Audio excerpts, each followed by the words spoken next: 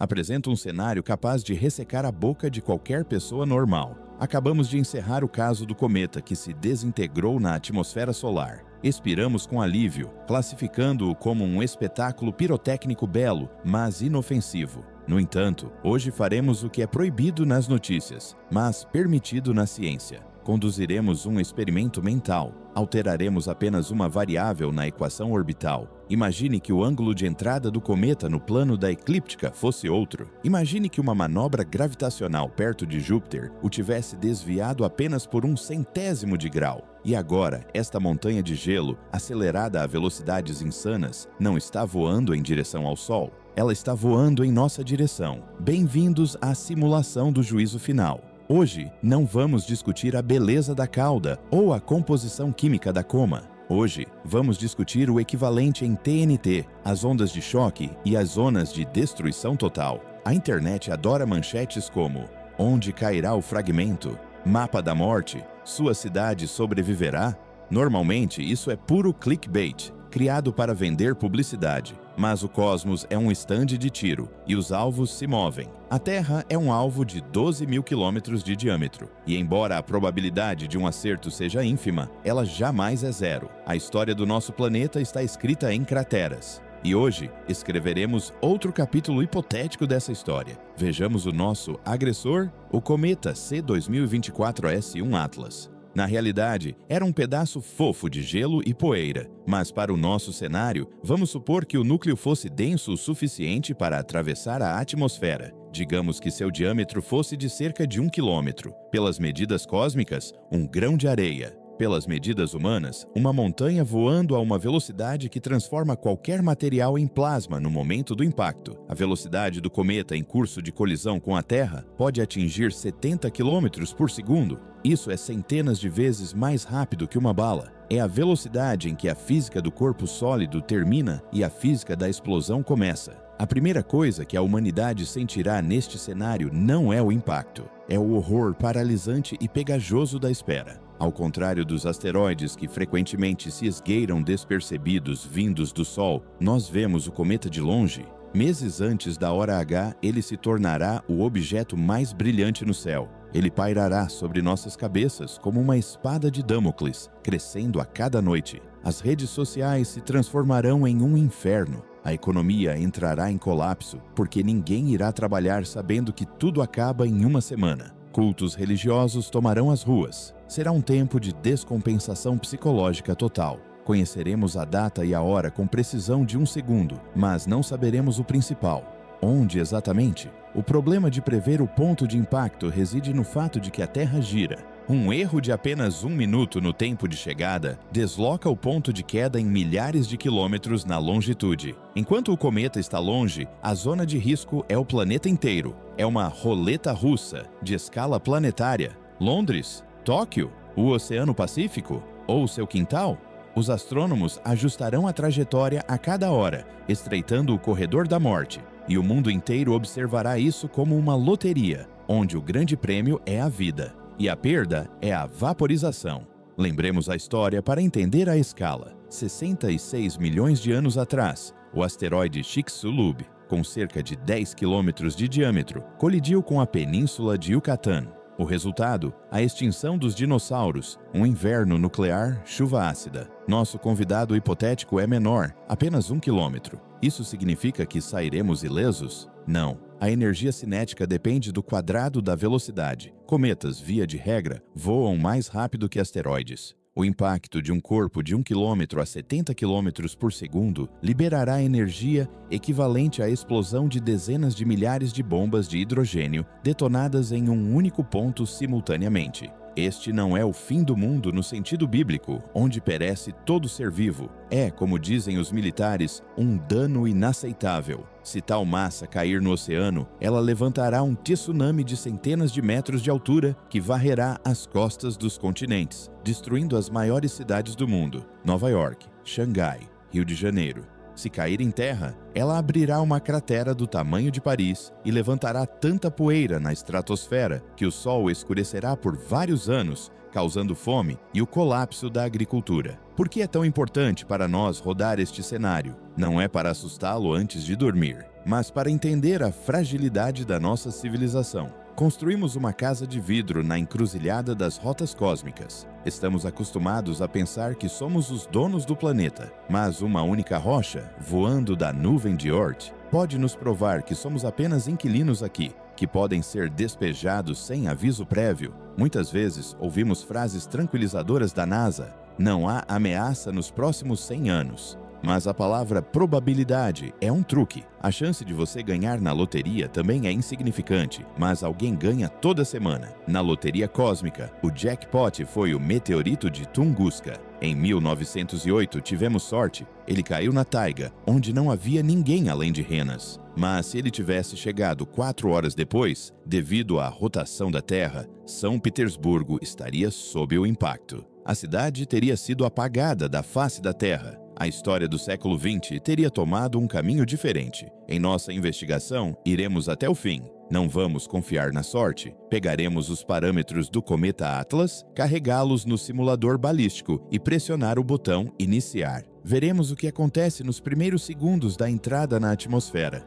Veremos como o ar se transforma em concreto devido à compressão de choque. Analisaremos a física da onda de choque que circundará o globo várias vezes. E responderemos à pergunta: temos alguma chance de abater ou desviar tal ameaça se soubermos dela apenas com 6 meses de antecedência? Ou tudo o que nos restará será assistir ao belo espetáculo do último pôr do sol? Prepare-se, agora vai ser barulhento. Começamos a contagem regressiva para uma colisão que, felizmente, não ocorreu na realidade, mas que é inevitável no futuro. A questão é apenas quando. Para entender a escala da ameaça que paira sobre nossas cabeças neste cenário, precisamos deixar as emoções de lado e abrir o livro didático de física no capítulo Energia Cinética. Nos filmes de Hollywood, frequentemente nos mostram heróis detonando um asteroide com um míssil nuclear 1 segundo antes do impacto, e ele se estilhaça em pequenos pedaços que se queimam na atmosfera em uma bela chuva.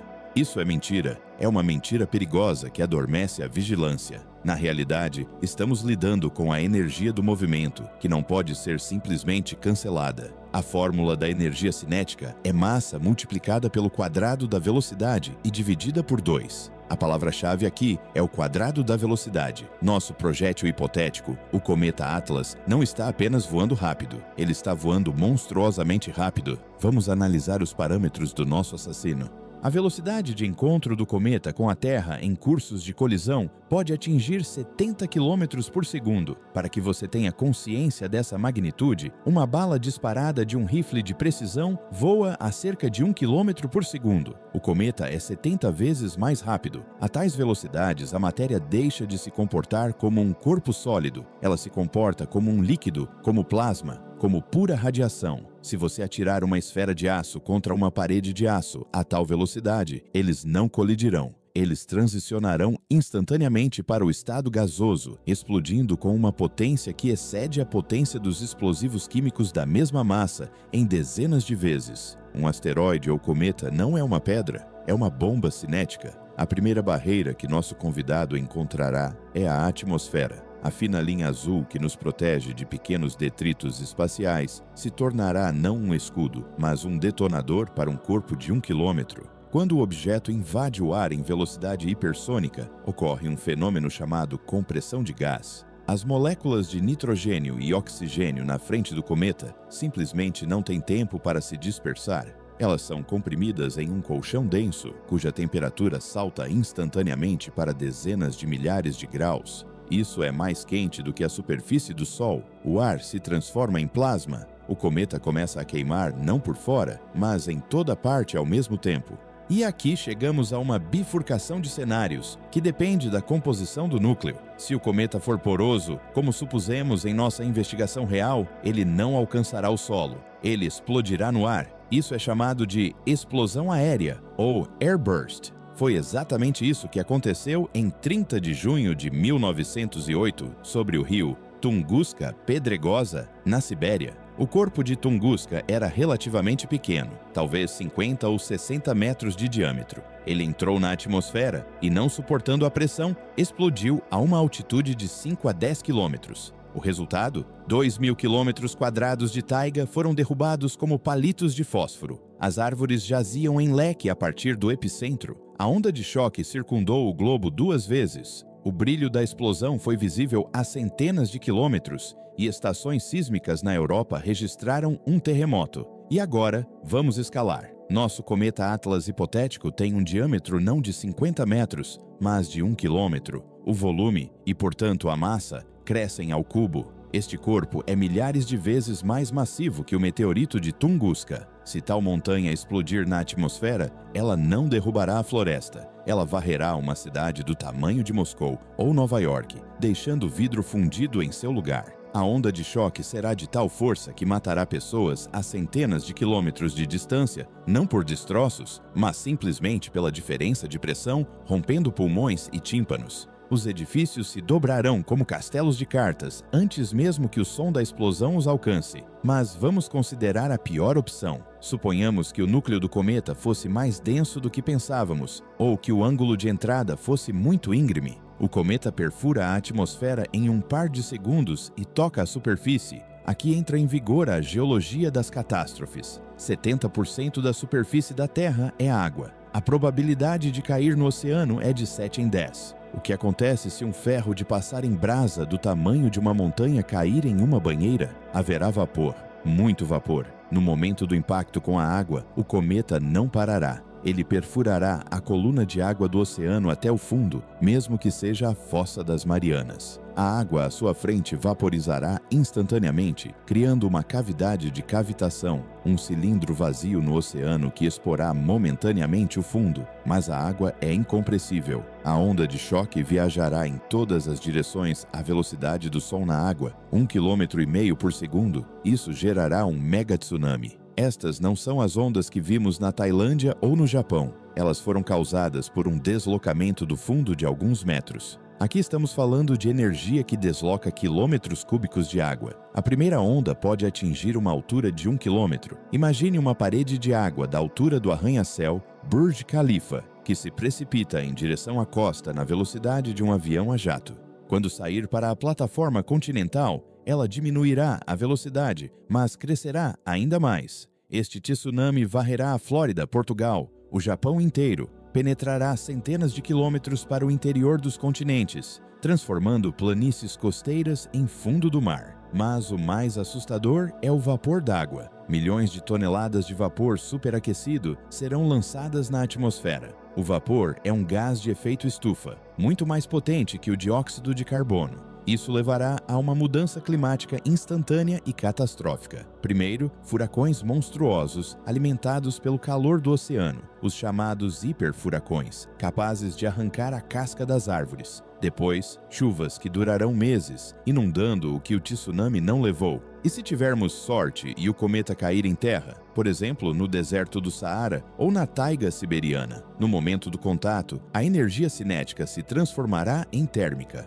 Ocorrerá uma explosão, cuja potência é equivalente à detonação simultânea de todo o arsenal nuclear da humanidade, multiplicado por 10. Uma cratera se formará. Para um corpo de 1 quilômetro, o diâmetro da cratera será de cerca de 20 quilômetros. A profundidade, vários quilômetros. No centro da cratera, devido ao efeito de recuo, crescerá um pico central, um cume composto por rochas do manto que saltaram para cima como uma gota de leite. Mas a cratera é apenas a cicatriz. O assassino será o que sair dela, a ejeção.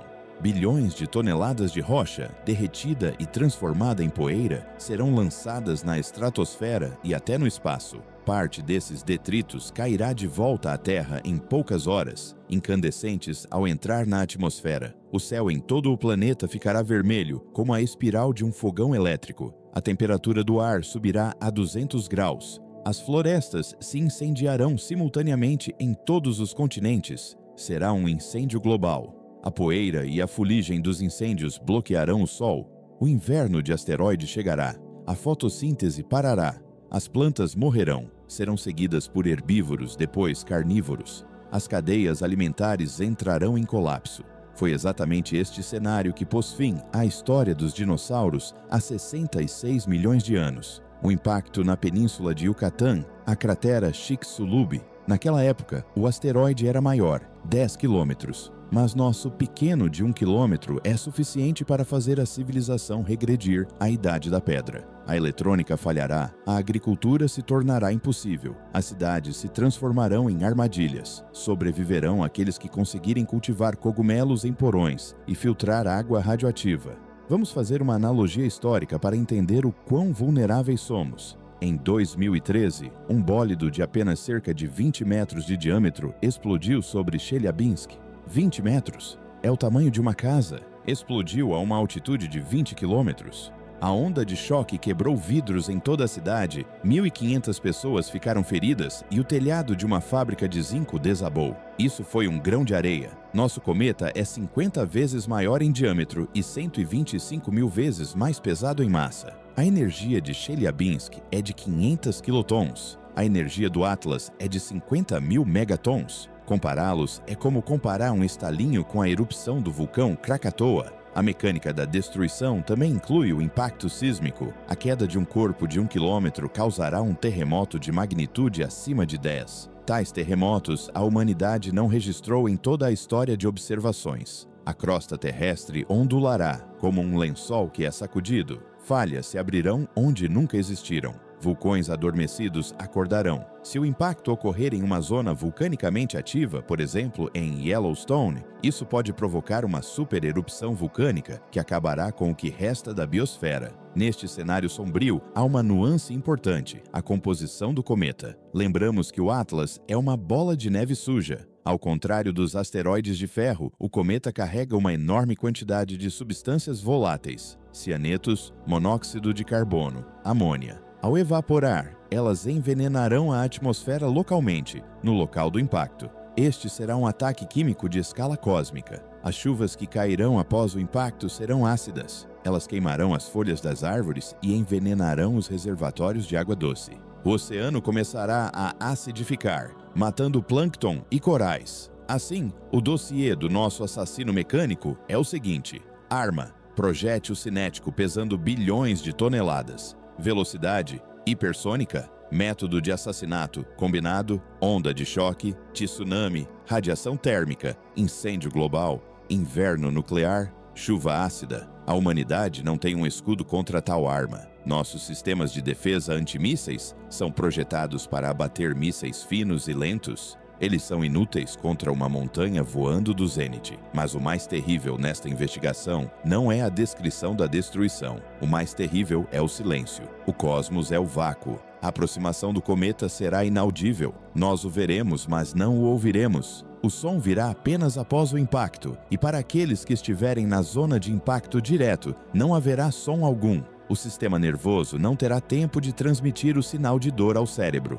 Eles simplesmente desaparecerão, tornando-se parte do plasma. Na próxima parte do nosso cenário hipotético, tentaremos encontrar esperança. Simularemos as ações dos governos e cientistas nos 6 meses que teremos antes do impacto. Podemos construir arcas. Podemos enviar uma missão a Bruce Willis. Ou a única saída será a aceitação do inevitável. Analisaremos a mecânica social do fim do mundo. Como as pessoas se comportarão sabendo a data de sua morte? Caos ou solidariedade? Saque ou oração? Este será um teste não da força do concreto, mas da força do espírito humano. Entramos na fase mais tensa da nossa simulação. Os parâmetros orbitais estão confirmados. O ponto de impacto é determinado. Digamos que seja o centro do Oceano Atlântico. Tempo até o contato: 6 meses. Este é o prazo que separa a vida habitual com café da manhã e engarrafamentos do momento em que o oceano ferve. Neste capítulo, examinaremos não a física da pedra, mas a física do desespero humano e da impotência tecnológica.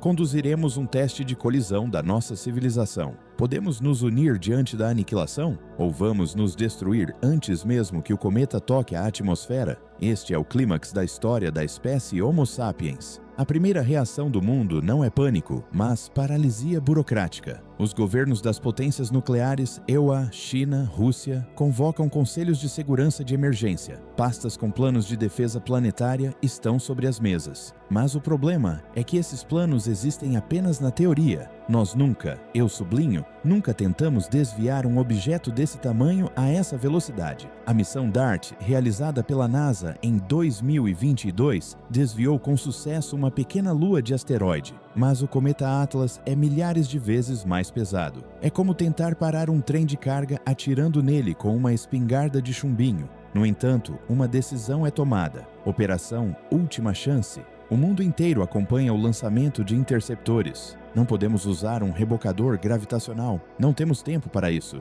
Tais missões exigem décadas. Não podemos usar um impacto cinético. A massa do cometa é muito grande. Resta apenas um meio que acumulamos para a guerra uns contra os outros: armas nucleares. A ideia é simples: detonar uma série de cargas megatoneladas perto da superfície do núcleo para vaporizar parte da substância. O empuxo reativo da vaporização deve desviar o cometa de seu curso. E é aqui que entra a astúcia do nosso inimigo. Um cometa não é um monólito. Lembramos as lições dos cometas IR-4 e S1. É uma bola de neve suja, cheia de rachaduras. A onda de choque de uma explosão nuclear não empurra o núcleo inteiro. Ela passa por ele como ultrassom. Em vez de ser desviado, o cometa se desintegra. Transformamos uma bala em uma carga de espingarda. Em vez de uma cratera que destruiria a Europa, obtemos uma chuva de meteoritos que cobre todo o hemisfério norte, entulho de cometa radioativo. A simulação mostra: uma tentativa de interceptação em estágio avançado aumenta a área de dano em várias vezes. Perdemos a batalha no espaço. O segundo ato deste drama se desenrola na Terra. O contrato social que sustenta nossa sociedade é anulado. Por que pagar a hipoteca se o banco não existirá em 6 meses? Por que ir trabalhar se o resultado do seu trabalho vai queimar? A economia para instantaneamente. As bolsas de valores fecham para sempre. O dinheiro perde o sentido. A única moeda se torna comida enlatada, água, medicamentos e munição. As cidades mergulham no caos. A polícia e o exército desertam para ficar com suas famílias. Começa a grande migração. Se o ponto de impacto calculado é o Atlântico, bilhões de pessoas da Europa, América e África tentam alcançar zonas seguras. No interior da Sibéria, na Ásia Central, nas montanhas do Tibete. As estradas se transformam em cemitérios de carros. Multidões invadem aeroportos. Os governos declaram lei marcial, mas ninguém obedece às ordens. Vemos como o verniz da civilização é frágil. Diante da morte, voltamos a ser tribos, lutando por uma caverna. E o que fazem os escolhidos? A construção de arcas, mas não cósmicas. Voar para Marte em 6 meses é impossível. Estamos falando de cidades subterrâneas. Bunkers profundos da Guerra Fria são reativados. Nas montanhas da Noruega, nos maciços rochosos do Colorado, nas minas dos Urais, o trabalho é frenético, mas o espaço lá é suficiente apenas para uma fração de 1% da população. Quem entrará nas listas? Políticos? Cientistas? Ou aqueles que ganharem na loteria? Esta escolha moral despedaça os restos da sociedade. Rumores de bilhetes dourados provocam motins. Pessoas tentam invadir os bunkers e a segurança abre fogo. É uma guerra de todos contra todos, tendo o céu em chamas como pano de fundo. Enquanto isso, um show hipnotizante e aterrorizante se desenrola no céu. O cometa se aproxima. 3 meses antes do impacto, ele é visível a olho nu como uma estrela fraca. Em 1 mês, ele é mais brilhante que Júpiter. Em 1 semana, ele é visível durante o dia. Ele paira no zênite como um segundo olho, maligno e imóvel. Sua cauda ocupa metade do firmamento, criando pores do Sol assustadores, vermelho sangue, devido à dispersão da luz na poeira. As noites se tornam claras. A psique das pessoas não suporta. Clínicas psiquiátricas estão superlotadas e depois fecham completamente. Seitas religiosas se reúnem nas praças das cidades, cantando hinos para saudar a purificação.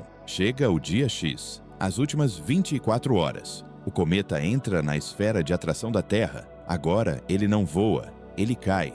Seu tamanho visível aumenta a cada minuto. Não é mais um ponto, é um disco no qual se podem distinguir detalhes do relevo, montanhas e cânions do inferno de gelo. A influência gravitacional do cometa começa a ser sentida na Terra antes mesmo do impacto. As marés enlouquecem. A água recua quilômetros das costas, expondo o fundo, como se o oceano estivesse respirando fundo antes de saltar. Animais uivam, pássaros caem do céu, desorientados por tempestades magnéticas. A simulação mostra o momento da entrada na atmosfera. Isso ocorre silenciosamente para o observador no solo, porque o objeto voa mais rápido que o som. As pessoas veem um clarão. É mais brilhante que 1000 sóis. Aqueles que olharam diretamente para o cometa ficam cegos instantaneamente. A retina queima, o céu se rasga. Parece que alguém traçou um raio gigante na abóbada celeste, revelando um abismo branco ofuscante por trás. O ar na frente do cometa é comprimido ao estado de plasma, brilhando em violeta e azul. Segundos após o clarão, chega a onda de calor. Não é vento, é calor. Florestas, roupas, cabelos, tinta em carros se incendeiam espontaneamente em um raio de milhares de quilômetros do epicentro.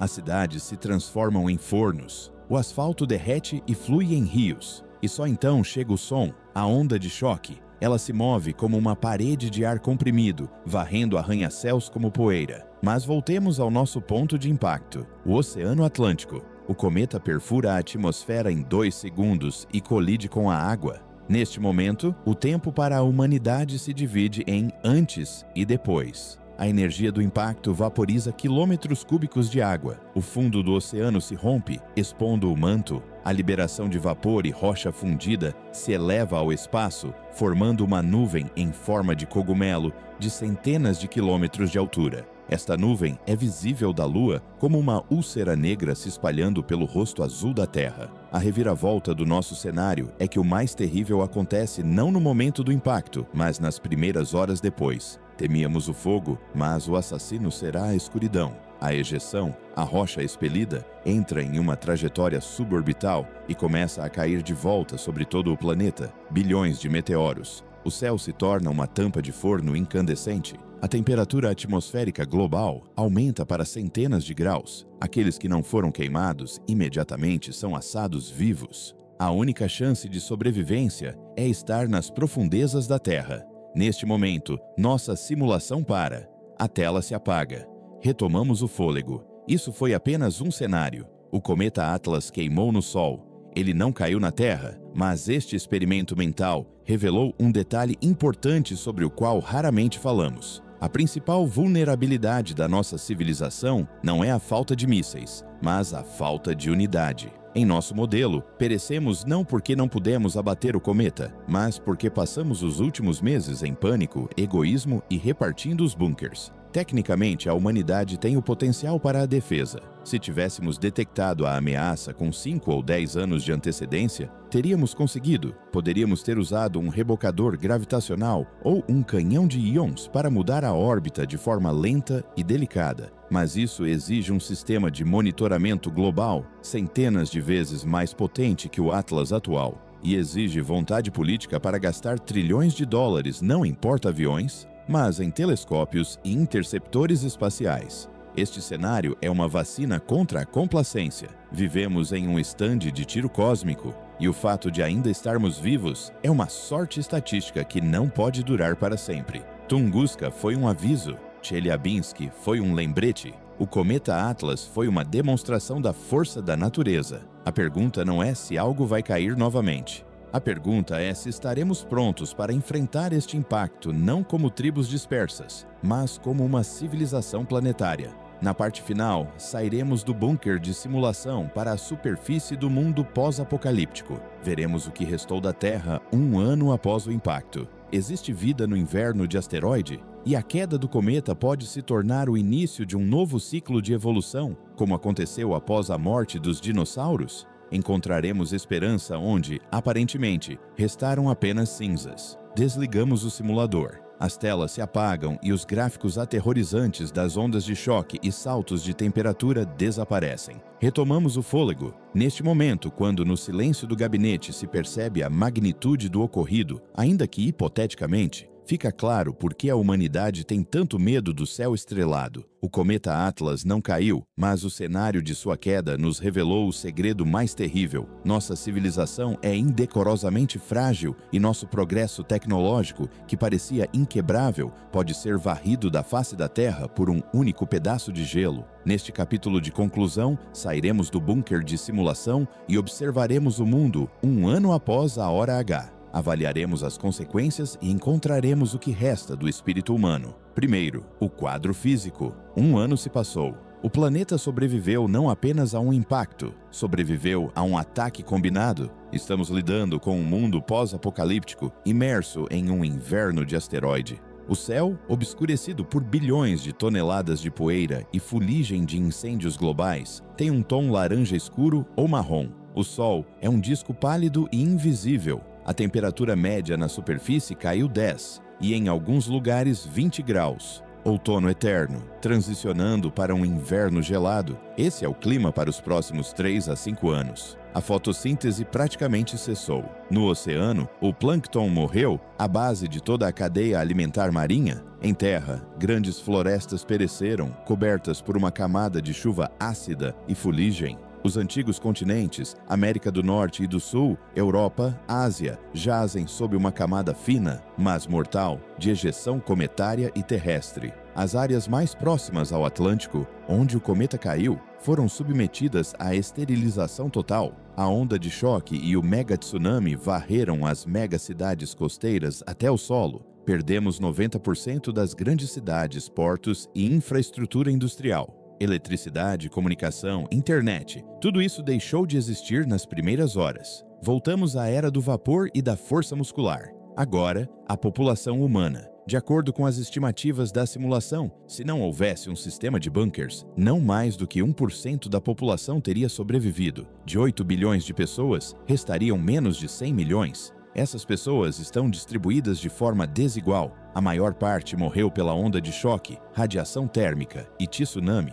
Aqueles que sobreviveram morrem agora, de fome, frio, doenças e contaminação radioativa. Os maiores focos de sobrevivência estão nas profundezas da Terra, em minas, em bases militares abandonadas, nos desfiladeiros das montanhas da Ásia Central ou no interior da África, onde a onda ou a maré não chegaram. Esses sobreviventes não são os felizes portadores de bilhetes dourados. São pessoas que ganharam o direito de viver no inferno. O panorama social mudou irreversivelmente. Os antigos estados desapareceram. Restam apenas grupos locais, armados e desesperados, lutando pelas últimas reservas de alimentos. A única forma de organização é o que restou das bases militares que conseguiram manter as comunicações e os geradores. Cientistas e engenheiros que sobreviveram nos bunkers se tornam a moeda mais valiosa. Sua tarefa não é reviver a civilização, mas simplesmente sustentar a vida. É preciso aprender a cultivar alimentos nas condições do inverno de asteroide, filtrar água contaminada e se defender de gangues de saqueadores que não conseguiram entrar nos bunkers. Mas neste cenário de fim do mundo, também há um ponto de inflexão que dá esperança.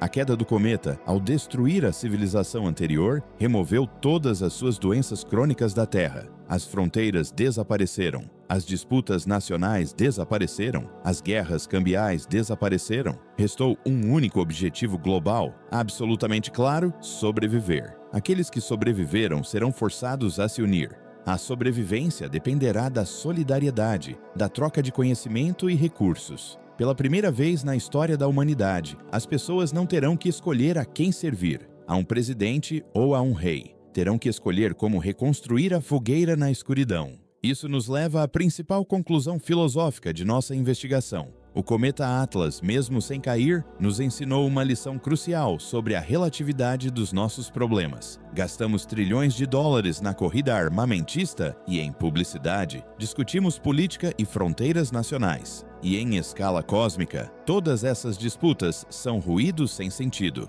Diante da energia cinética de 50 mil megatons, não importa qual seja seu passaporte ou quantas ações você possua, somos todos igualmente vulneráveis. Este cenário hipotético não é uma maldição, é uma ferramenta de calibração. Ele nos permite entender que nossa verdadeira nacionalidade é terrestre. Nossa verdadeira fronteira é a atmosfera. E nosso único projeto comum é um sistema de alerta precoce. O cenário da queda mostrou nossa impotência tecnológica no estágio avançado. A explosão nuclear que fragmenta o cometa é um resultado direto da nossa impotência política e financeira no estágio inicial. Se gastássemos não frações de 1%, mas pelo menos 1% do PIB global em monitoramento espacial, a ameaça poderia ter sido detectada décadas antes e resolvida com um rebocador gravitacional elegante e lento. Em suma, o cometa Atlas, que abatemos em nossa simulação, nos deixa 2 legados. O primeiro é um legado físico, uma cratera no oceano, um novo clima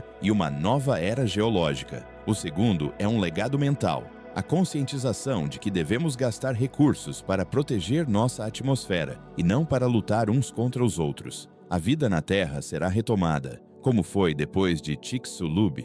Afinal, depois da extinção dos dinossauros, o homem apareceu.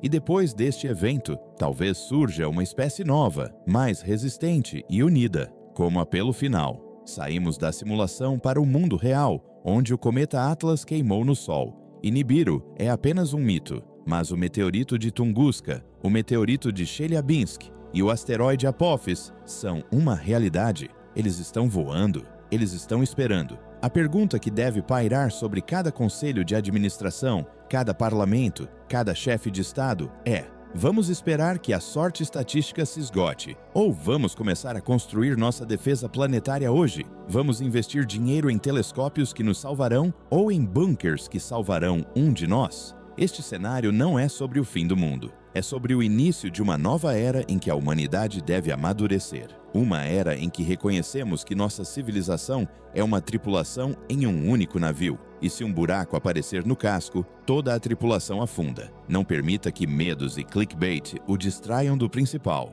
Olhe para o céu e exija daqueles que governam o mundo que olhem para lá com você. Até a próxima conexão na Frequência da Ciência.